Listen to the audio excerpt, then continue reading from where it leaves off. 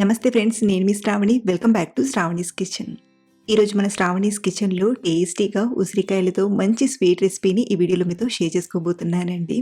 ఈ స్వీట్ని మనం ఆమ్లా జామని కానీ లేదా ఆమ్లా ఫ్రెష్ అని కూడా అనొచ్చు.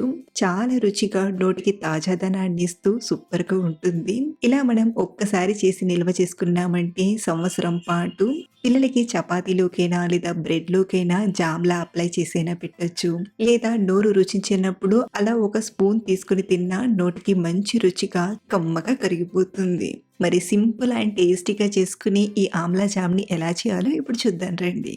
ముందుగా దీనికోసం ఉసిరికాయలని తీసుకోండి. ఇక్కడ నేను కేజీ ఉసిరికాయలతో ఆమ్లా జామ్ని ప్రిపేర్ చేస్తున్నాను. ఇలా తీసుకున్న ఉసిరికాయల్ని కడిగి రెడీగా పక్కన ఉంచండి. ఉసిరికాయల్ని ఉడికించడానికి మరో పక్కన గిన్నెలోకి ఒక 2 గ్లాసుల నీళ్లను తీసుకొని నీళ్లు ఇలా మరగడం స్టార్ట్ అయ్యాక దీనిపైన ఇలా జాలి గిన్నెను పెట్టి మనం తీసుకున్న ఆమ్లాలను తీసుకొని సమానంగా ఒకసారి చూసుకొని మూత పెట్టి ఒక 10-15 నిమిషాల పాటు ఉడికించండి. ఇలా ఉడికిస్తున్నప్పుడు మధ్య మధ్యలో ఆమ్లాలను టర్న్ చేస్తూ బాగా ఉడికించండి. ఆమ్లాలు ఉడకబెట్టి 15 నిమిషాలు అవుతుంది. ఇలా మనం చాకుతో కానీ లేదా ఏదైనా స్పూన్తో కానీ గుచ్చి చూసామంటే ఈజీగా ఉడికిపోయి ఉండాలి. ఇలా మెత్తగా ఉడికిన తర్వాత స్టవ్ ఆఫ్ చేసేసి ఇవి పూర్తిగా చల్లారేంత వరకు పక్కనుంచండి. ఉసిరికాయలు మొత్తం చల్లారిపోయాక ఇప్పుడు వీటిని గింజ నుండి సెపరేట్ చేసుకుంటూ తీసుకుందాం. మనం బయట కొనే జామ్తో చూసుకుంటే ఈ స్వీట్ చాలా చాలా హెల్దీ అండి. ఇలా మనం ఎలాంటి ప్రిజర్వేటివ్స్ లేకుండా ఇంట్లోనే చక్కగా చేసుకొని పిల్లలకి హెల్దీగా తినిపించవచ్చు. సో ఉసిరికాయలన్నీ ఇలా ఒలిచి తీసుకున్నాక వీటిని గ్రైండ్ చేయడానికి మిక్సర్ జార్లోకి తీసుకోండి. అలాగే ఇదే టైంలో ఒక 1/2 కిలో బెల్లం తీసుకోండి. కప్పు కొలతతో నిండుగా 1 కప్పు బెల్లం తీసుకోండి. ఇలా తీసుకున్న వీటిని మధ్య మధ్యలో కలుపుతూ మెత్తగా గ్రైండ్ చేయండి. ఎక్కడ కూడా ఆమ్లా ముక్క అనేది కనబడకుండా ఇలా మెత్తగా రుబ్బి తీసుకోండి. సో ఇలా రుబ్బిన ఉసిరికాయ పేస్ట్ని ప్యాన్లోకి తీసుకుందాం. ఈ జామ్ చేయడానికి ఐరన్ ప్యాన్ కాకుండా స్టీల్ ప్యాన్ కానీ లేదా నాన్ స్టిక్ ప్యాన్ కానీ వాడండి. సో ఇలా తీసుకున్న వీటిని స్టవ్ పైన పెట్టి అలాగే ఇందులోనే మరొక కప్పు చక్కెరను తీసుకోండి. మీరు కావాలంటే ఈ టైంలో కూడా బెల్లమే వాడచ్చు లేదా కండ చక్కెరనైనా వాడచ్చు. చక్కెర ఎలా అయితే కరుగుతుందో అలా మళ్ళీ కొంచెం పలచబడుతుంది. కాబట్టి స్టార్టింగ్ హై ఫ్లేమ్లోనే ఇలా కలుపుతూ ఉడికించండి. చూడండి, చక్కెర పూర్తిగా కరిగిపోయింది కదా. ఇప్పుడు ఇందులోకి ఒక 1/2 టీ స్పూన్ ఉప్పుని అలాగే మంచి ఫ్లేవర్ కోసం 1/2 టీ స్పూన్ యాలకుల పొడిని మరో 1/2 టీ స్పూన్ మిరియాల పొడిని తీసుకుని కలపండి.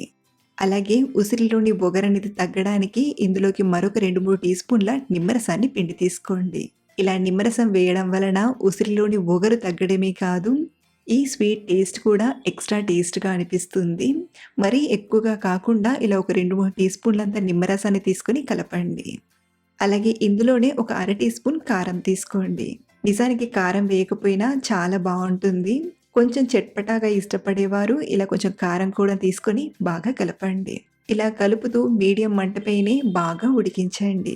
ఉసిరికాయలో వాటర్ కంటెంట్ అనేది ఎక్కువ ఉంటుంది కాబట్టి ఇది దగ్గర పడడానికి కొంచెం టైం పడుతుంది. ఒక 10 నిమిషాలు అయ్యేసరికి ఇలా కొంచెం దగ్గర పడుతుంది. ఈ టైంలో మనకు ప్యాన్కి స్టిక్ అవ్వకుండా ఉండడానికి ఒక టీ స్పూన్ నెయ్యిని తీసుకొని మళ్ళీ కలుపుతూ బాగా ఉడికించండి. మరొక 5-6 నిమిషాలు ఇలాగే కలుపుతూ ఉడికించేసరికి ఇదంతా మరి కాస్త ఇలా దగ్గర పడింది. ఇలా ప్యాన్ నుండి సెపరేట్ అవుతుంది అంటే మనకు కావలసిన కన్సిస్టెన్సీలో జామ్ తయారైనట్లు. మరీ పల్చగా చేసినా తొందరగా చెడిపోతుంది కాబట్టి ఇలా ప్యాన్కి సెపరేట్ అయ్యేంత వరకు కలుపుతూ ఉడికించండి. ఇప్పుడు స్టవ్ ఆఫ్ చేసేసి ఇది కొంచెం చల్లారాక ఒక బాటిల్లోకి తీసుకొని స్టోర్ చేసుకోవడమే. బయట పెడితే 2-3 నెలల వరకు ఉంటుంది. అది మనం ఫ్రిడ్జ్లో పెట్టి స్టోర్ చేసుకున్నామంటే సంవత్సరం వరకు తినేయొచ్చు. ఈ స్వీట్ చపాతీ బ్రెడ్లోకి కాదు, నోటికి రుచిగా అలా ఒక స్పూన్ తీసుకొని కమ్మగా తినేయొచ్చు. అన్నం తిన్న తర్వాత చాలా మందికి స్వీట్ తినే అలవాటు ఉంటుంది. అలాంటి వారు కూడా ఇలా ఒక్కసారి ప్రిపేర్ చేసి పెట్టుకున్నారంటే డైలీ ఒక స్పూన్ హ్యాపీగా తినేయచ్చు. సో ఫ్రెండ్స్, సింపుల్ వేలో మంచి రుచిగా ఆమ్లాతో జామ్ ఎలా చేయాలో చూసారు కదా. డెఫినెట్గా ఒకసారి ట్రై చేయండి, మీ అందరికీ చాలా బాగా నచ్చుతుంది. అలాగే ట్రై చేశాక మీకు ఎలా వచ్చిందో మీ ఫీడ్బ్యాక్ని కింద కామెంట్లో షేర్ చేయడం మర్చిపోవద్దు. మరిన్ని టేస్టీ అండ్ సింపుల్ రెసిపీస్ కోసం మన ఛానల్ని ఫాలో అవ్వండి. Thank you for watching.